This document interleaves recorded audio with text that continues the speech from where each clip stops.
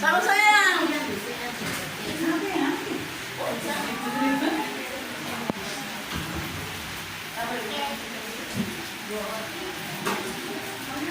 Thomas lahir. Kalau ketemu berbicara ketemu marga, ketemu moyang, ya benar dari Jawa kan itu benar. Tapi kalau ketemu berbicara dia lahir. Barangkali kita bisa ini Bapak Ibu. Iya. Jadi Bapak Ibu ya barangkali itu disabilitas.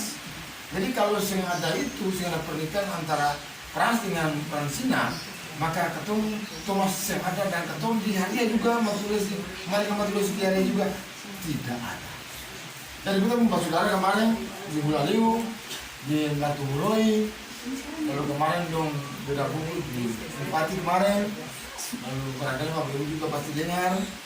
Lalu kemudian kita terpikir bahwa itu juga berarti bahwa satu keputusan yang sah untuk bahwa Thomas itu dari Bulaliu atau dari Latu Muloi, siapa berbicara. Jadi pada prinsipnya itu dilihat itu punya satu pembuktian sejarah dan tidak boleh ditinggalkan. Yang ini barangkali kita bicara ini artinya memang itu sejarah apa yang harus Bapak Ibu harus ya kita sih tidak apa tapi Bapak Ibu sudah dari sini jelas lah nanti Bapak Ibu melihat apa yang dia tinggal di rumah ini sejarah apa yang dia tinggal pandangan Bapak Ibu dia sendiri. Bahkan menjadi satu. Jadi itu anak-anak sih datang ke ibu kan? Saya mau. Iya. Kita senang di sini. Kita kalau kita juga di sini, kita sih ini ibu tapi di sini anak-anak.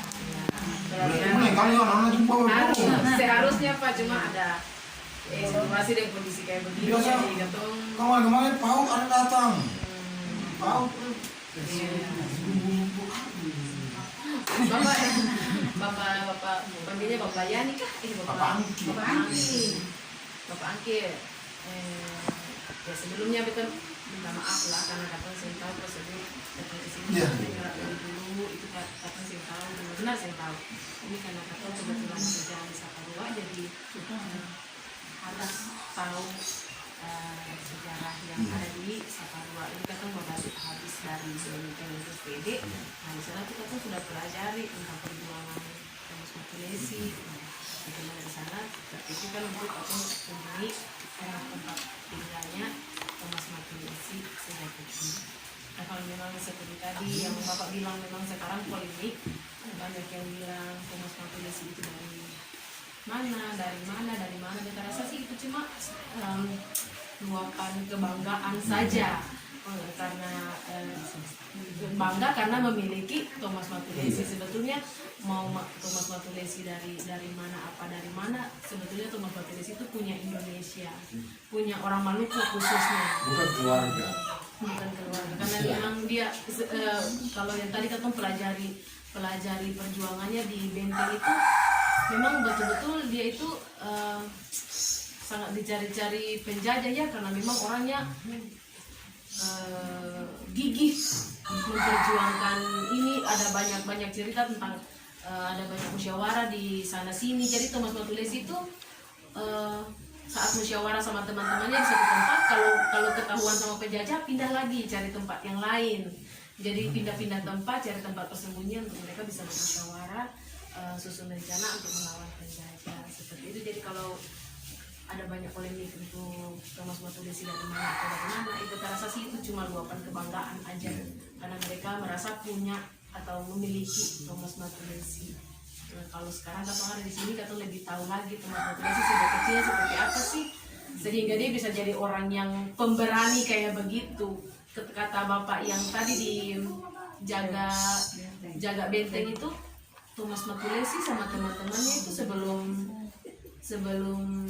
Dia bilang, menyerang ke benteng itu, mereka menyerang penjajah itu bukan dapat penjajah di jalan-jalan lalu tembak diam-diam di belakang. Menyerangnya itu malah menyerang di depan-depan, di hadapan-hadapan, malah pintu bentengnya itu cuma satu, mereka serobot pintu benteng itu. Dan itu tuh kalau menurut beta tuh itu memang orang yang nekat gila lah, maksudnya orang yang pejuang yang nekat begitulah. Ini masuk sarang musuh nih, iya. Kalau orang yang penakut biasanya dapat penjajah di jalan, maksudnya kalau dapat orang yang kata mau ini lempar dengan batu sembunyi lagi itu kalau orang penakut. Tapi kalau Thomas Matulesi ini kata bapak yang di benteng tadi tuh, dia sama teman-temannya tuh malah serobot masuk di dalam benteng, padahal dia tahu betul bahwa di benteng itu banyak serdadu, banyak prajurit. Dan kalau seperti itu, lalu sekarang Katung ada di Thomas Matulesi punya rumah masa kecil. Ini Thomas Matulesi ini kalau begitu dididik seperti apa anak ini kok bisa jadi, kata orang Ambon sih anak kepala batu ini, yang kepala kayak bagaimana apa namanya, kayak kata orang Ambon bisa bilang kata kekerasan kejahatan begitu sampai bisa nekat serobot benteng itu, yang benteng itu tuh saya punya pintu lain, kata bapak yang di benteng itu tidak punya pintu lain, pintunya hanya satu, tapi diserobot masuk, padahal dia tahu betul bahwa di dalam tuh banyak serdadu. Malah serdadu di dalam benteng itu dihabisi, cuma diselamatkan satu anak kecil aja yang hidup. Beta dalam imajinasi beta tuh, kalau begitu Thomas Matulesi ini anaknya bagaimana, dididik orang tua yang bagaimana didik anak ini sampai bisa jadi kayak pemberani sebegitunya, ini berani nekat ini, dia tahu ini masuk di sarang musuh tapi mau saja. Itu mungkin dari beta. Terima kasih, mungkin ada penjelasan yang lain dari bapak. Oke, Bapak Ibu, kalau ini ibu pancing beta nih. Iya. Ibu pancing beta nih. Iya, karena dengar cerita tadi kan dari. Artinya kita bicara tadi itu, beta ambil itu poin-poin keluarga. Iya. Kalau kita berbicara, barangkali kan kita bicara kan, ibu sudah pulang nih. Iya, betul. Ini ibu pancing beta ini. Bercerita. Kalau cerita ini, aduh, ya panjang. Iya. Tapi beta apa yang tadi ibu bicara, sepintas yang tadi didengar di benteng, itu hal yang satu pegangan untuk mereka, untuk bagaimana untuk menjelaskan kepada pengunjung. Tapi yang jelas bahwa ketong dari mata rumah ada punya satu pegangan bahwa dia punya karakter, dia punya kepemimpinan ada di ketong, di keluarga. Jadi Bapak Ibu, sepintas saya juga bilang, sebelum dia jadi tentara, dia jadi pimpinan perang pada saat itu, dia jadi tentara Inggris dulu. Dia jadi tentara Inggris dengan pangkat terakhir, dengan pangkatnya Sarsan Mayor. Ya Bapak Ibu ya. Pada saat Belanda masuk, Inggris duluan dulu, baru Belanda masuk. Itu 3 batang air Talaya itu siapa lewat tuh di Seram itu juga pimpinan Raja Saulau pada saat itu. Mereka mengambil satu keputusan untuk bagaimana mencari salah satu yang tadi ibu bilang tadi, sebagai seorang pemimpin untuk bagaimana melihat ini masyarakat pada saat itu. Dan pada saat Belanda masuk di Maluku itu juga, Bapak Ibu, itu sangat luar biasa. Yang yang masyarakat yang menerima satu kesengsaraan yang dilakukan oleh Belanda pada saat itu. Terus Thomas ini saya tahu bahwa dia ini mau dicari-cari sama Talaya itu siapa lewat di bawah pimpinan Raja Saulau pada saat itu, untuk cari Thomas bagaimana dia menjadi pimpinan pada saat itu. Bapak Ibu, kita singkat saja.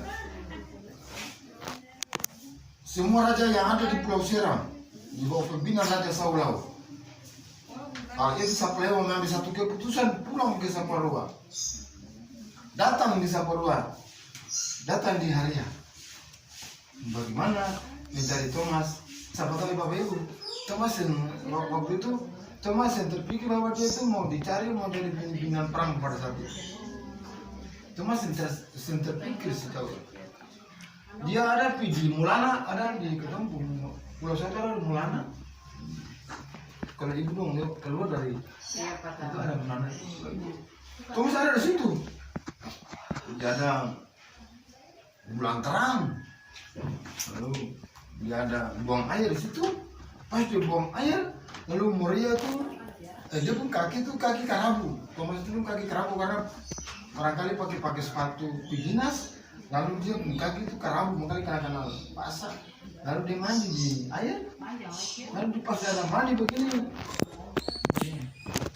Moria itu datang.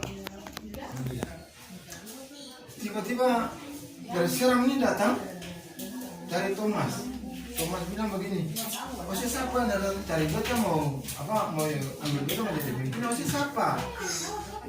Saya pulang ke rumah dulu karena sekarang ini ada di dan tunggu dan sekarang dicari untuk dikukuhkan, dilantik untuk menjadi pimpinan." Bapak Ibu, dia punya satu keputusan untuk dia bagaimana dia menjadi satu pimpinan pada saat itu, karena dia tidak bisa melihat dia mau dibilang dia sudah singkota lagi karena Belanda sudah bikin ketong masyarakatnya sudah luar biasa, sansara luar biasa. Akhirnya dia memberanikan dia sendiri berdasarkan dia punya pengalaman di bidang tentara pada saat itu. Jadi pada saat itu ya dengan dia punya keberanian pada saat itu dia Bapak Ibu di ketemu saudara di Porto ada satu kalau di Ulaleu di sebelah itu ada Sri Sahuni, itu namanya Sri Sahuni, antara di dalam di rumahnya di dalam tempat itulah Thomas dilantik sebagai pimpinan perang pada saat itu.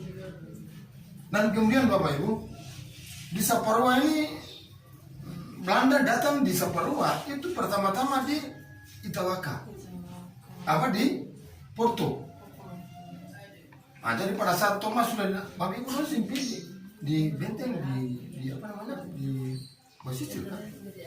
Rencananya mau ke Tapi sana. bagusnya Ibu sepi dulu Baru baru ke sini. Supaya baca cerita tuh masuk. Iya. Sebenarnya itu. Iya. Kalau kita kira Ibu langsung. Ayah kemarin kita bilang Ibu artinya yang tadi kita bilang kalau Ibu dong datang ke sini lalu ada dia punya kan ada acara. Iya. Oh di sini. Nanti kita lupa. Ibu dong nanti baca terakhir saja. Ibu dong pilih tempat-tempat ini dulu. Dia pun tempat dulu yang dia ini. Dan nanti kalau sama nanti siapa apa juga. Kesimpulannya ada di sini. Iya. Titiknya ada di sini. Jadi ibu dong pilih sini, ibu dong pilih sini. Pasti baca ceritanya seperti ibu cerita di benteng. Akan seperti ini. Jadi akan pas. Lalu kemudian Bapak Ibu waktu dia dilantik lalu itu di Gunung Sendiri itu tempat yang kenapa sampai Pak Ibu dia kalau setiap tahun itu pakai api obor itu menandakan semangat tapi kenapa ada api zaman dulu Ibu tempat itu Thomas pakai akan untuk semua pertemuan semua raja-raja yang ada di Maluku ini dong pertemuannya di situ karena di tinggi dong pertemuan di situ supaya jangan sampai Belanda tercium. Nah, dong pakai akan tempat itu untuk bermusyawarah. Lalu karena sengaja api malam-malam itu sekarang kurang api lalu dong orang-orang tua adat dulu dong bikin lah begitu sampai jadi api pada saat itu. Lalu akhirnya api itu saya selama ini akan turun dari Gunung Sendiri. Lalu di sana juga ada satu dia bilang tapalang zaman dulu ada masih ada. Tapi